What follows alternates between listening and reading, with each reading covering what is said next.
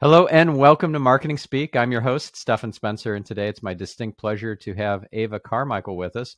Ava is a creator, entrepreneur, brand builder, and fashion designer turned full-time digital marketer. Her clients and colleagues have called her a magician and a marketing unicorn. She uses intuition in every aspect of her life, including business and marketing for her clients. Ava, it's so great to have you on the show. Thank you, Stephan. It's great to be here. So from your bio, it mentions intuition, and I would love for you to elaborate a bit on that. How do you use intuition in your marketing and client engagements, and where does it come from? Well, I think some people are kind of born with it, to be honest with you. I think everybody's got it. I don't think everybody listens to it. But it is kind of for me, it's a three-prong approach. And some of it is instinctual. It's something I feel like I was just born with. Some of it is, I read data so I can see what's going on, in trends in the marketplace, and then some of it I think is just obviously experience. You go through things in your life and you experience, certain business ventures or projects, and you can kind of see how things may play out based on past experiences. Mm-hmm. And so I think for me, it's just, I use a lot of different techniques in order to, whatever it is I'm doing, building a brand, building a marketing plan for somebody, or, everything really. It's just kind of, it's part of everything that I do. Yeah. Could you give an example of a case where your intuition saved the day, maybe with a major client engagement of some sort? I think honestly, some of it can come from, I guess in this case, and I don't want to mention any clients' names, but sometimes a client can kind of have an idea of what they think their brand is, and then what they want to, I guess, the language they want to use out in the open. And sometimes it doesn't really match with the direction they are actually going, or I guess where I feel like it would be stronger for them. So I think I've had to step in a lot with some of my clients and say, is this part of your brand message, or is this, which part of this is this? I mean, like when you're talking about somebody who has a personal brand or somebody who has products, sometimes the personal brand of who they are hasn't been developed quite yet. And so, it's like putting too much of who you are personally into maybe a product might not be wise until you've gotten the buttoning up of the personal brand first. So to avoid causing a disaster, like with the product that you're launching, you don't want to have too much of maybe the face that's behind the brand yet. Does that make sense? Mm-hmm. Sure. Okay. It's kind of like brand suicide or product suicide by poor branding. Got it. I don't know if that's actually intuition, but I feel like there's always something, I guess, inside of me that maybe speaks louder, and I think I listen to that more or less when I'm doing any kind of business transactions or any kind of dealings with clients or, even friends. Mm-hmm. Gotcha. So how did you develop your own personal brand, and then what kind of lessons and skill sets did you then carry over to helping your clients with their brands? Wow, that's interesting. I feel like I've been building my brand for a very long time, inadvertently, because I think, growing up, we didn't have the internet. And so I think I learned pretty early on that everything I do online is connected to me, and that's part of who I am, and that's part of my brand. And so I started blogging pretty early, and I didn't really do it for anything other than for myself. It wasn't really like to gain any kind of recognition or to actually, at the time, I didn't even know I was building any kind of brand at all. I was just blogging. And I would blog about what was either on my mind or what I learned that day. about a business or whatever it was. It was just kind of a random assortment of thoughts. Mm-hmm. And I think at some point I realized that everything I'm publishing online becomes an extension of who I am. And I think everybody should understand that you are your brand now, online. And it's like everything you say, everything you do just becomes a part of the way people perceive you. And so, I was a fashion designer, and then, but that was always felt very separate from who I was, because there was a lot of things in line with that fashion industry that I didn't really align with. Like I didn't find it incredibly sustainable. It was like, in some ways it kind of started going against everything I truly believed in. And so I think at some point I had to make a decision, am I going to keep doing this, or I'm going to go kind of do my own thing? And so I kind of chose to go out and do my own thing, because a lot of the companies I worked for, it wasn't in alignment with where I was. And so I think for me, building my own brands, and kind of going a long way around here, building my own brands, because it was so expensive to do it, I couldn't afford to hire anybody. And so I ended up having to do everything myself. I learned how to do content marketing, because fighting press was it was incredibly difficult. So I'm like, well, I'll just write about my own stuff, my own projects, And then that, the blogs on that side became part of a whole other type of thing. I learned that blogs can be about journaling, or they can be about lead generation and content marketing and SEO, and getting your brand out there on a whole other level. And so in that way, I learned how to just market, digital marketing, just by like trial and error, and running Google ads. I feel like it's so funny to even talk about it now, because I was just so green back then. But as a result of having to do everything myself, I learned how to do it, Right. And on your website, you equate yourself to being a nerd, a branding and digital marketing nerd. And how did you come up with that as kind of your identity, instead of maybe a geek or wizard or whatever? Like how'd you end up picking nerd? I think the nerd part is I love the word anyways, and it doesn't mean anything derogatory. I feel like it's just like, I kind of nerd out on analytics. I nerd out on the whole right and left brain portion of all of it. It's like, I love to think about how people think. It's like when they land on a page, what makes them buy. I love to understand that. I love to understand what makes people buy something, what makes people connect with a brand. So there's that part of it. And then I love reading analytics, which, if you were to tell me this when I was a child, I would have never believed you, because I was never a numbers person. I was never into data or any of that. And then once I started looking at the dashboards of like Google Analytics, and seeing where people were finding this page, or Google Search Console, what terms they were using to search for, and how they found it, it's like, wow, this is really fascinating. So I nerd out on that kind of stuff. Yeah. So hence nerd. Gotcha. Yeah, I'm cool with being a geek. I'm not as much into being a nerd, which is kind of silly, because I am a nerd too, but I don't really put myself out there as being a nerd. Actually, this my other podcast was called The Optimized Geek. I have two shows.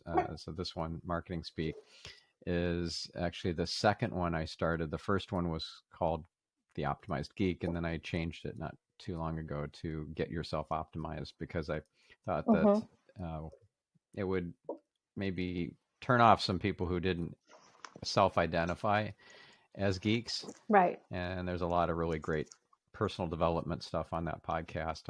I wanted people to get it. So anyways, yeah, geeks versus nerds. There's a fun infographic online about the differences between geeks and nerds. It's Uh-huh. entertaining. Anyway, so I was just curious how you. I'll have to look for it. Yeah, I'll include it I'll have to look in for the it. show notes of this episode for our listener to check out. It's fun.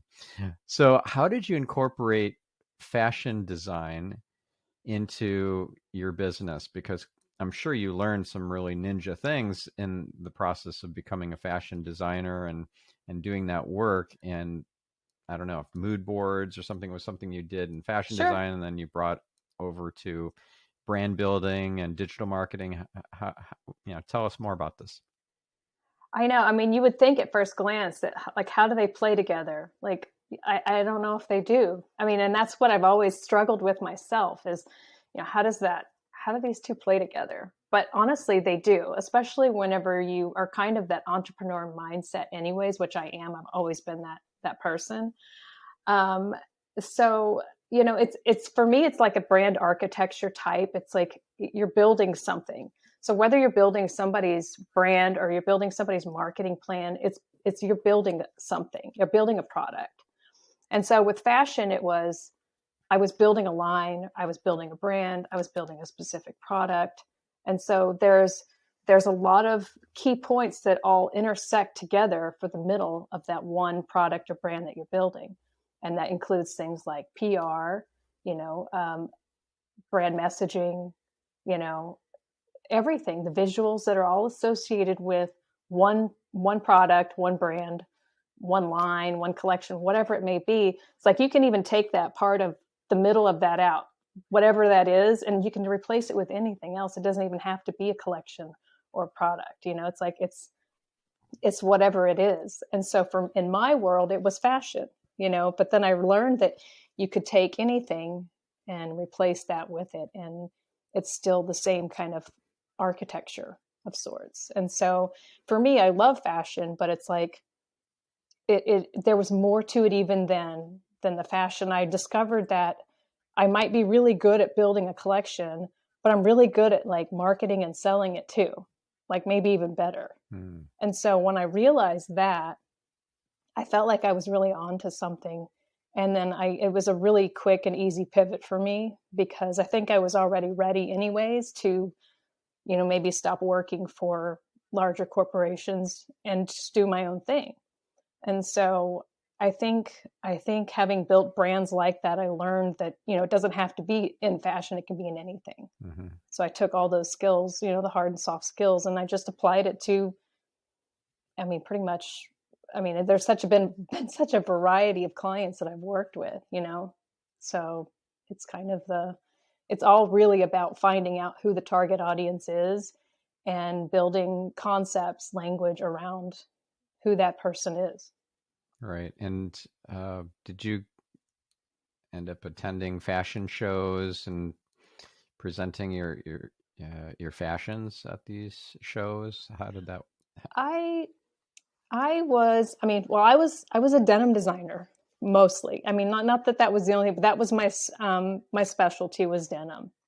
And so I did attend a lot of denim shows, fashion shows for the companies that I designed for. Sure, that Gotcha. was a fun industry. Yeah, yeah. How did you get into it? And, like, what's your origin story there? Oh goodness. Um, it feels like it was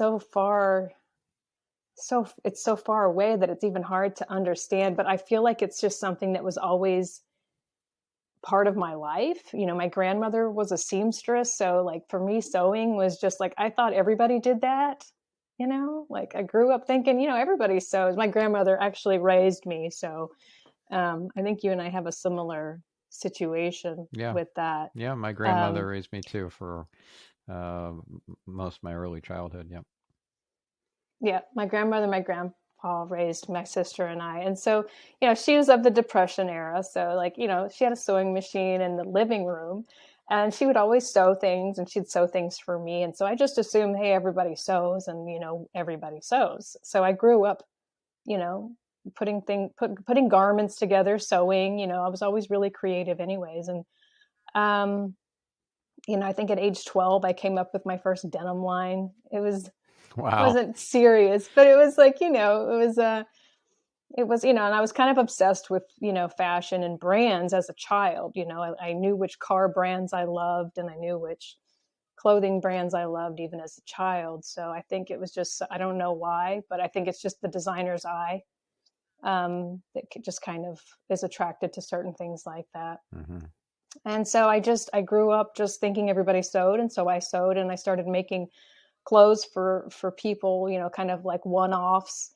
And then I started a swimwear line back when the internet was still very, very young. I built my first website in Dreamweaver. All right, I remember that. I remember Right. This is Dreamweaver. back when like Homestead was a thing, and Yeah, everybody had actually, Homestead websites. Homestead was the Yeah. client back in the day. Yep, I helped them with their SEO in Yeah. the very early days. Yeah. Yep. Yeah. So I started, so it was kind of funny when I think about, you talk about the origin story. I was sewing clothes and trying to launch, and then using the internet to sell. So it's like, even back then, I was still kind of merging the two together, because I love the internet. I love the possibilities that it, gave everybody. It was just this whole new world that was opening up. And I dove in feet first. Mm-hmm. Um, so yeah, I think I started designing, I started selling, and then I would go to work for somebody, you know, um, and it was just, I don't know, it was just something that was always in my life, to be honest with you. Gotcha. And so, how did you incorporate content marketing and other aspects of digital marketing in those early days into into the fashion stuff that you were doing? Because I'm sure there's a lot of overlap, right? Where as There definitely yeah. was. I learned how, I was on eBay in 1999. And so eBay taught me SEO, like a little bit of SEO, because I learned that how I listed it in the headline that I used made all the difference in the world of whether or not I was going to even be found on eBay. And so eBay taught me a lot about e-commerce, and marketing online, kind of in a light way. But yeah, I was kind of like Sophia Amoroso before Sophia. I think I was actually on there at the same time she was, the founder of Nasty Gal. All And right. Yep. Yep. yeah, and so it was, yeah, I think thinking back on it now, everything was really overlapped, um, with me, because yeah, I mean, the internet and building websites and e-commerce, and then fashion. So it's just kind of like they work together for me. Yeah. Yeah. Well, everything is non-random. Yeah, there are so many True. coincidences that when you look back and you kind of piece it all together, it's like, wow, yeah, everything was uh, perfectly aligned and meant to happen in the way that it did. Yeah. I believe that. I truly do. And it's not actually until we've been talking about this now that I've actually realized that, wow, those two really were like, playing with each other the whole time, and I always felt like they were separate. They really weren't, at all. So I think I just kind of, like, when it was time to stop, playing with both of them and go, work for a company or something, then I would, put everything aside and do that. But it was just like, when I wasn't working full time for a company, it was definitely, the entrepreneur side came out, and, marketing came out, and e-commerce and fashion all kind of combined for me. Yeah. Well, you were a young So, entrepreneur designing clothes and as a preteen. Did you get some press through this oh process? no, No. no, I wish. I look back on my life, and the one thing I really wish I would have had more of was, um, mentors. I just didn't. I was floating around as a child who that was just had all these crazy ideas, but nobody to really rein that in, or to funnel that in a good direction. So I think I was I was just kind of a little wild entrepreneur, crazy creative, but I think had somebody been able to harness that, probably would have had all kinds of things accomplished Yeah. before I was 20, maybe. Yeah. Hmm. And the mentorship that's typically available to kids is not very impressive. Like I always doing junior achievement for a little while as a teenager in high school, and I was so unimpressed. It just seemed like arts and crafts or something. Just it was so lame. It was not like working with a real entrepreneur, mentoring me Sure. on how to start a business. I had a friend, as a 13-year-old. He was also 13, and he had his own lawn sprinkler installation business. And by the time he was 16, he Wow. bought himself a brand new Ford Mustang convertible. Oh, wow. Yeah, yeah. So I ended up working for him That's a little bit. Yeah, so I was one of his grunts, basically digging trenches. Uh, that didn't last long. I didn't like the manual labor, but I was really impressed with what he had built as a young teen. Anyway, so wow. um, let's talk a bit more about analytics and how to glean actionable insights from things like dashboards and various reports inside of Google Analytics, inside of Google Search Console, and maybe you're using Google Data Studio as well, and whatever other third-party tools. Like, help us to find some opportunities, some nuggets of gold, or whatever the analogy is. Nuggets of gold. Oh, you mean from the analytics? Yeah, so taking all Ah, these reports and graphs and charts and the ability to export and sort and filter and all that, and most people, their eyes just glaze over at that stuff, or they sure. don't find the time to do it. If they do go in there, what are they going to get out of it other than just information? It's really Hmm, hard for a lot of people to get actionable insights out of true. these reports. So maybe we could talk a bit about that. Sure. I mean, I use a company. I think they're based out of the Netherlands. I'm not sure. They're called Swydo. I don't know if you've heard of them, I have not. but they kind of it's kind of a I mean, they're for me they're kind of gold. It's not always the same as using Google Analytics, which is solely what I use. And then I can write reports based on what I find in there. But every client is different, and they all kind of want to know different metrics. And so but I use Swydo because it kind of pulls everything in from, say, like their ad campaigns on Facebook or Google Ads. It tells us which social media posts performed the best, and so it kind of gives us it's kind of like an overview of how the month went, and it shows what performed really well, how many followers did you gain this month, how many did you lose. It's really, that one's a really nice tool for kind of the overall scope that I use. But when it comes to Google Analytics, it really depends on the client and what they're measuring. So if it's like a Shopify client account, obviously what they're going to want to know is, are sales higher this month than they were last month? And Shopify does have its own um, insights, but it's not, I don't know if it's quite as detailed as Google Analytics might give me.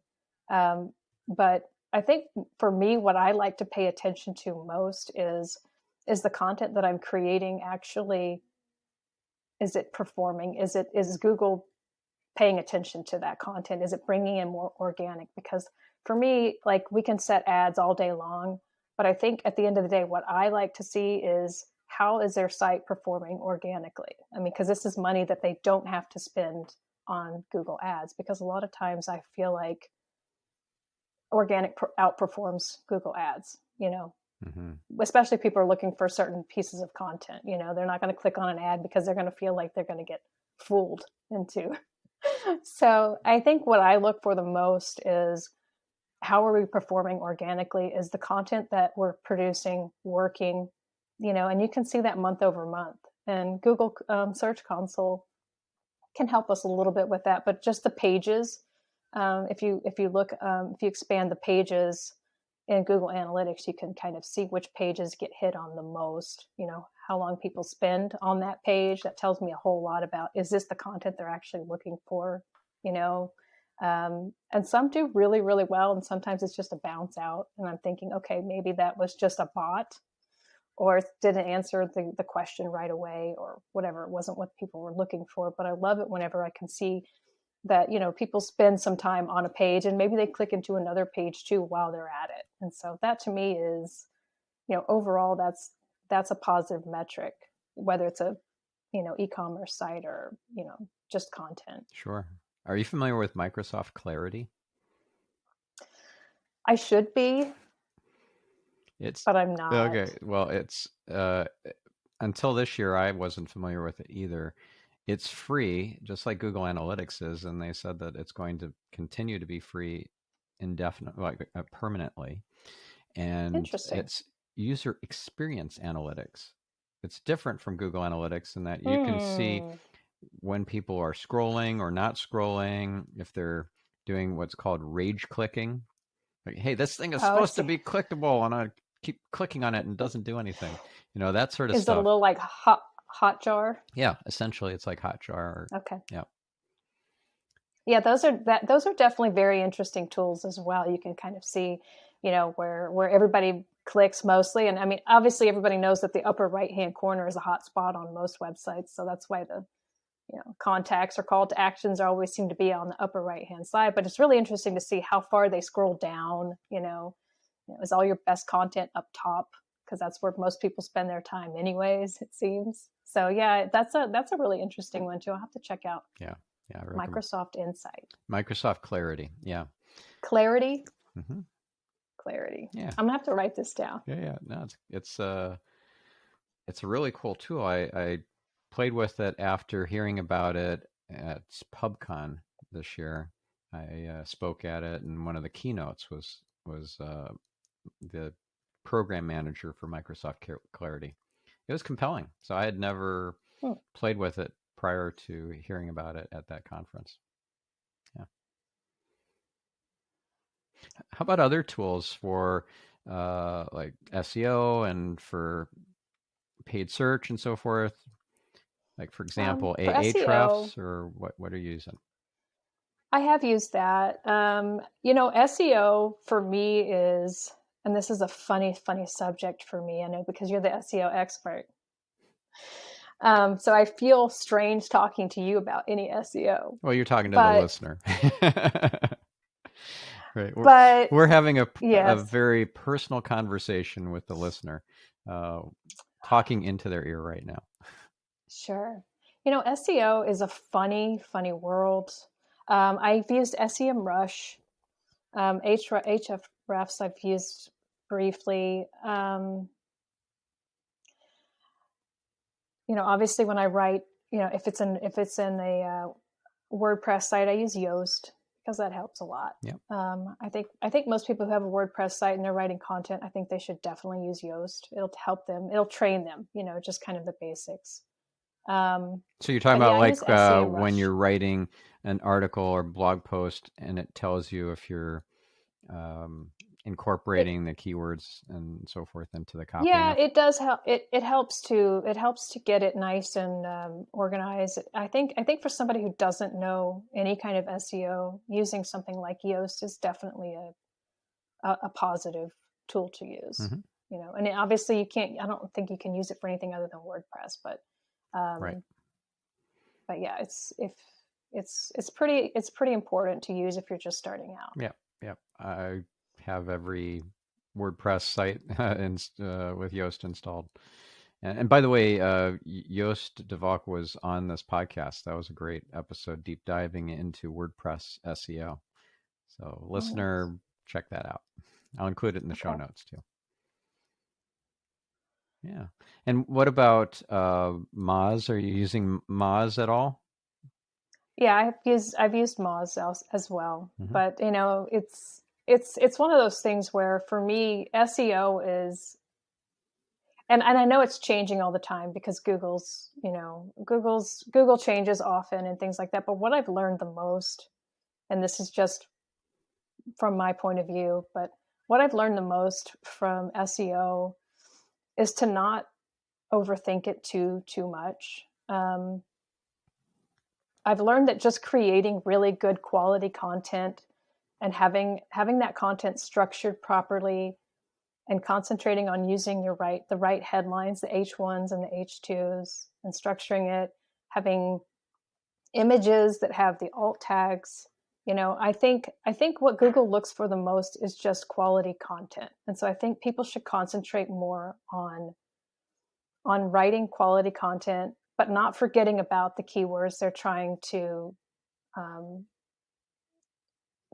grab, And I think what happens that I have learned personally is whenever you're creating quality content that is SEO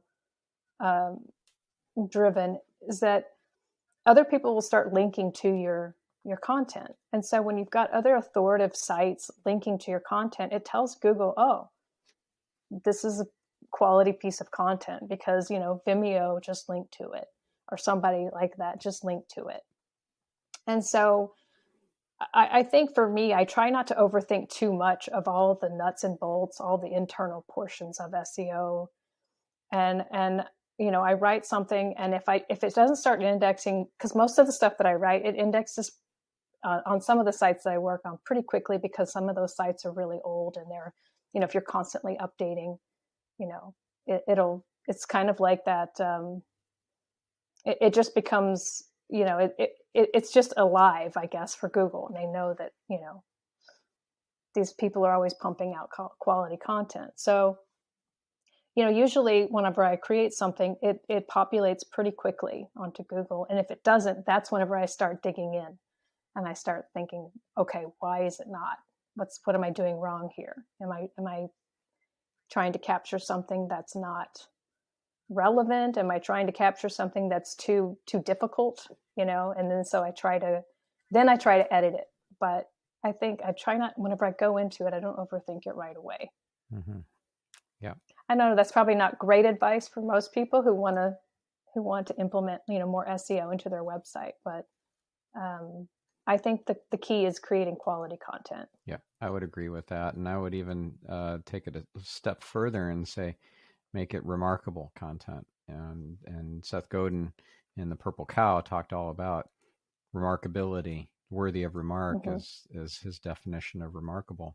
And if that's your standard that you're working towards, it's not just going to be, this is a really solid piece of content, but no, this is worthy of remark. That's like your North Star. And I do like what you're saying about don't overthink it, because you can tap into your intuition without having to use all the tools like BuzzSumo or whatever else to figure out what to write about. You just access the universal Google, as my wife calls it. It's like your intuition, your sixth sense. Like, okay, what am I going to write about that's going to make a difference and help people and be something that's worthy of sharing, of linking to, of reading the thing fully and not just doing a quick skim over it. Yep. Right. I mean, and yeah, I guess that for me, it's like, I think about the stuff that, comes to me. It's like, I kind of want to know this information too. So if I want to know it, it must mean that there's probably other people out there who do too, And so a lot of times I've written content for myself. And, and it's funny because when I write, sometimes I feel like it's coming from somewhere else. And so it's really interesting. And then whenever I press the publish button, I realize when I read it, it's like, did I write this, or did somebody else write this? But yeah, that's another form of using, your intuition, I guess, and just kind of like being in that flow whenever it's just coming through and coming out. So I think everybody has the ability to do that, Yes. But yes. Everybody. But whenever you feel it, yeah. Everybody has intuition. In fact, everybody is psychic, and most people would argue with you on that one and say that, well, I've never had any paranormal experiences or whatever. But the thing is if you go with your gut, it's not just your subconscious, or maybe it's not even your subconscious at all. It's like your angels or your higher self whispering into your consciousness. And yeah, Mm-hmm. when you say it's, I don't even know where that's coming from, what I just wrote, it could be from, you know, your higher self, Source. and from source, from your angels, from your guides. But it's Mm-hmm. not just your brain. It's not just you coming up with Sure. this stuff. I believe that completely. Yeah. I've Right. had lots of experiences of that too. So I have corroborating evidence enough that I'm convinced. I don't need Right. to convince everybody else. The diehard skeptics can do whatever they want, but I know it works for me. Sure. Right. Yeah. So Right. what are some of the aspects of content marketing that you think are neglected or not done well? Um, oh, I'm trying to think. Well, there's so many different types of content marketing. Yeah. Yeah. Um, I mean, we'll take a I few feel like, examples, like the different content types, like videos, infographics, uh, uh, well, written content pieces. I love video, and I don't think enough brands are doing video. Hmm. And that's the one thing I push the most whenever I meet a new client. I'm like, we got to do video. We got to do video. And most people shy away from it. They don't want to be on. They don't want to be on camera. They don't want to talk.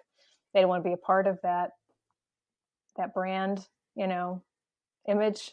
And but I feel like that's kind of. I mean, it's definitely where we're going. I think every brand, every business is going to have to just bite the bullet and start making more video. I think more video content is definitely, you know, lacking. Yeah. There's plenty of articles out there, plenty. But I think for the people out there who want, they're more visual. You know, maybe they want to, you know, instead of read about something, maybe, or even podcasts if they want to hear about how something is done, you know, or information that way. Yeah. Well, speaking of So, podcasts, I didn't used to do video. I had audio only podcasts for the first few years. It wasn't until, I don't know, like 2019 or so that I started taking video as well and posting that to my YouTube channel. mm-hmm. And it's been really great. I've had some 30,000 view episodes that, you know, that's a lot of watch time added to my Mm-hmm. YouTube channel. And if I hadn't been publishing those videos onto my YouTube channel, I wouldn't have gotten that. So I had prior to that uploaded, or my team did this, uploaded some basically audio only episodes to my YouTube channel, but that's not really, that doesn't kind of hit the mark because it's a still image. Or maybe it's a waveform of the audio or something, and it's not really that engaging. It's not like watching a couple of people having a conversation. So if you're Right. gonna publish your YouTube, your podcast episodes on YouTube, definitely record the video of Mm-hmm. you and the guest. Yeah, definitely. I agree with that. Yeah. So what would be an example of a video that you think is fantastic content marketing? I'll first give my example. It comes to mind that I love. It's Casey Neistat, and it's Do Oh, What You Can't. That's, I think, his featured video on his channel homepage. And it's so well produced, and it's such great storytelling. It's so inspiring. And yeah, it's great. Very memorable, very remarkable. he is good. I've actually watched a lot of his videos, and he is very inspiring. Yeah. Um, I haven't watched anything of his in a long time, but I always go to Gary Vaynerchuk. Hmm. The guy is just a monster for He content, is prolific. and I mean that in all the best ways. Um, but I would say out of a lot of the people that I've heard recently, he's probably pretty one of the most inspiring persons I've had a chance to listen to. And there's no frills, you know. He doesn't, you know. But the message is so good, you know. And he has such a way of, you know, moving people into action. And I think I think his video content is just great. Even just stuff off the fly, like he's in the back of a cab and he decides, hey, I'm going to make a video right now. He does a lot of that. Just the very personal. He has such a very personal touch with all of his fans, followers, Gary Nation, I guess they're called, Vayner Nation. But yeah, I think I really appreciate the way he connects with people through his content marketing. Mm-hmm. Yeah. Do you have a favorite video of his? I've watched so many. The one that stands out in my mind was actually, though, I mean, because he's always making so much content, but one that stands out in my mind was one of the first keynote speeches he did, and I can't remember exactly where he was. But it was so profound to me that I changed everything that I was doing at that point. This was probably 3.5, 4 years ago. And it was a keynote speech. I want to say he might have been in Amsterdam. I'm not sure, but it was a keynote speaking engagement he had. And it was incredibly profound, and it kind of changed the course of everything I was doing at that time. So looking back, how there are no coincidences. We talked just briefly about that. How did that kind of plug in as a puzzle piece into so well into your life at that time, and in hindsight, you're like, wow, that was exactly what I needed, and Source hooked me up, right? Because that's how Source hooked me up, like got me exactly the thing I needed at that moment to leapfrog or jump to the next level. It did. I mean, I think I realized at that moment that I think there was a time when he mentioned in the speech that there's going to be some things that you're really good at, and when you find out what those are, you triple down on it, but you're not going to be able to be good at everything. And I think I went my whole life trying to be good at, both the fashion and the marketing. And it's like I had to choose one. And I realized, I think it's time to just let this full-time fashion career go, just completely cut it off, and not necessarily just burn the bridge, but it was time to make a decision. And I realized that I hadn't made a clear and defined decision in my life and in my career. I was always teetering on both. And, when you do that, you find that you only can give a certain percentage to each one instead of 100%.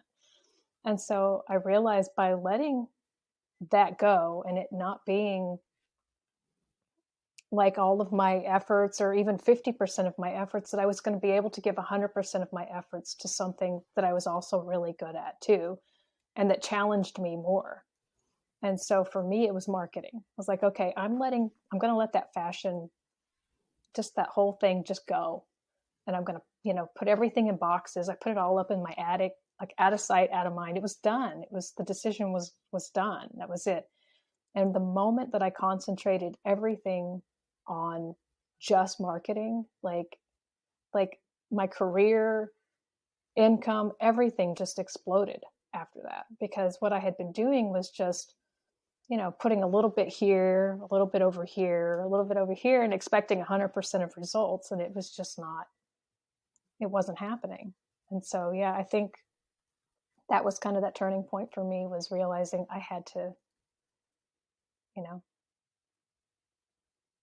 make a decision. Yeah. Well, what we're really good at prevents us from being in our zone of genius. If we're not doing only our unique ability or our zone of genius as much as possible, we're holding ourselves back, and we're not fulfilling our destiny. So that zone of excellence is deadly. Right? The Gay Hendricks talks about the zone of excellence versus the zone of genius. And if you're hanging out in the zone of excellence, you're really good at this thing, but it's not your gift. It's not your mission. It's not what lights you up. It's not what you're here for. You gotta let it go. Yeah. Right. Right. Yeah, I think after a while, the fashion just started feeling too, I don't know. It was just maybe shallow is the word. It wasn't really giving anything back into the world. It wasn't. And then, then I thought to myself, well, is marketing giving anything back? And then I realized in some ways it is, because what I've done and what I've helped people to achieve, it's dreams and goals, and it's not just helping them with building a business. It's their whole livelihood. It's like, and I believe that when everybody is thriving, like that's kind of where we all need to be. Yeah. Like everybody needs to be thriving, and everybody needs to be successful with their business or whatever they're doing, their career, and earning what they deserve and what they want to be earning. Yeah, I remember Tony Robbins saying that all there is in business is innovation. And I remember Tony Robbins saying that all that exists in business is innovation and marketing. And if you simplify it in that way, like what Tony describes, then marketing is a critical component to making the world a better place, because business is what makes a lot of the things happen in the world. And Sure. you, with your marketing genius, are able to assist brands that are making a difference in the world to reach more people and make more of an impact. Mm-hmm. Yeah. It's true. It's true. And I always wondered, like, how do these two, work together? How does this, how do I bridge this, And I realized the more people I met, most of my clients, we can still email each other, and we have great relationships. So it's been more for me about building relationships than it is just about, business as usual. Yeah.